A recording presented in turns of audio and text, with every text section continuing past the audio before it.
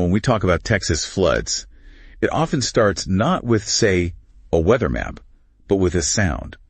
We looked at some really powerful accounts, and for Jonathan McCollum back in 2015, Memorial Day weekend, that sound, it was the start of just an absolute nightmare. Yeah, I remember reading that. He talked about hitting a bridge, right? The whole house. Exactly. The house ripped from its foundation on the Blanco River. He said he thought he was going to die. The roof came off, and then, well, he described losing his family one by one. He's just gone until he was knocked off too, trying to save his son. Never touched them again. He was the only one left out of 9 people in that house. Wow. It captures that sudden, incredibly personal devastation that these floods bring. Texas, it's a land of big things, right? But it's also got this really intense, sometimes violent relationship with water. It really does. For over a century, some of the worst floods in the U.S. have happened right there. Especially in that area they call Flash Flood Alley. It feels like the land itself is almost set up to turn rain into disaster. Quite a setup, isn't it? It truly is. And that's really what we want to dig into here in this deep dive. These aren't just random events. There's a pattern, Right. etched into the geography. Doug? So our mission really is to explore that whole picture, the history, the geography that makes Texas so vulnerable, and of course the human stories, the devastation, yes, but also the resilience, and how Texas is trying to, rebuild and adapt. Build and adapt, yeah. Because that unique hydrology, especially in Flash Flood Alley, you mentioned it, you've got this limestone that doesn't really absorb water well. Right, impermeable. Exactly. So even moderate rain can become this incredibly fast, destructive runoff. And then there's this other thing, the drought buster paradox. Yes. Explain that. Well, it's this cruel irony, isn't it? The dry, baked ground that desperately needs rain. It actually makes flooding worse when the rain finally comes because it can't soak in quickly. Life-giving water turns destructive. It really flips your expectations about rain in dry places. Yeah. And we've seen this cycle again and again, like the deadliest flood back in 1921 in Thrall. Oh yeah, the national record. Incredible amount of rain. Something like 38.2 inches. Yeah. And then you have the Blanco River again in 2015, rising 20 feet in just 1 hour. Just incredible speed.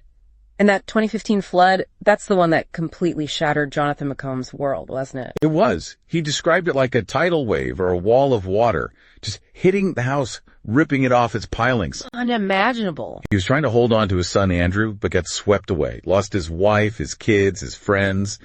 Carried, 11 miles downstream? 11 miles. Battered, almost giving up. Until he had this moment, he said, of clarity. He had to fight for the bank. It's almost impossible to really comprehend that level of force, right? Absolutely. Kind that killed 13 people just in the Wimberley Valley, destroyed hundreds of homes. It shows how massive and unpredictable these things are. Completely. And that unpredictability, it applies to different kinds of storms too, like Hurricane Harvey in 2017. That wasn't just a flash flood. No, that was something else entirely. It just sat there. It stalled, yeah. Over southeast Texas for 4 days. Like a giant pump. Just pulling moisture from the Gulf and dumping it. An estimated, 27 trillion gallons of rain? 27 trillion. That number is staggering. It was the wettest tropical cyclone ever in the U.S., right? One place got over 60 inches. 60.58 inches, yeah. And the sheer weight of the water actually depressed the ground in Houston temporarily by 2 centimeters. Wow. Just the physical weight of water. And the human cost was immense. Over 100 deaths, 30,000 people displaced, $125 billion in damage, which really makes you ask, how do people even cope with that? Well, you hear these accounts, families waking up, water just seeping in, watching their streets become rivers, and afterwards navigating these war zones of debris. The psychological impact must be huge. Oh, profound. Constant anxiety, PTSD, this thing called eco-anxiety, just living in that stress. But then you also find these moments of just incredible heroism. Like Julian Ryan. Exactly. Julian Ryan in 2015, using his very last moments of consciousness to punch through a window so his family could escape, he sacrificed himself. It's just, yeah, a stark reminder of the personal cost, but also that incredible human spirit. Absolutely. And you see that spirit sort of amplified in groups, right? Like the Cajun Navy. Oh yeah, the Cajun Navy, that amazing informal fleet of just regular people in their boats. Showing up, rescuing thousands when official help couldn't get there yet. Yeah. Neighbors helping neighbors, that was their whole thing. It really was. Or think about Wimberley Strong, that movement after the 2015 tragedy. Communities just rallying, rebuilding connections even before the houses were rebuilt. So when you pull all this together, What's the real takeaway? I mean, the story of Texas floods, it feels like it's about facing this immense natural power. Right. And maybe the challenge isn't about conquering the water, because can you, really?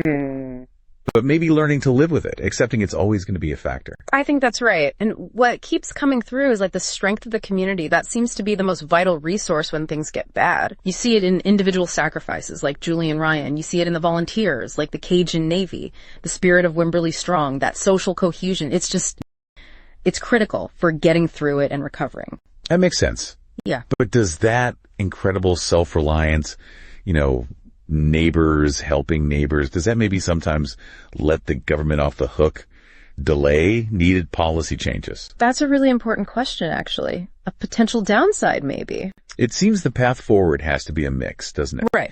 You need the smart engineering, the better policies like stricter building codes, those huge detention basins they built after Harvey, like Project Braze in Houston. Expanding bayous, creating space for the water.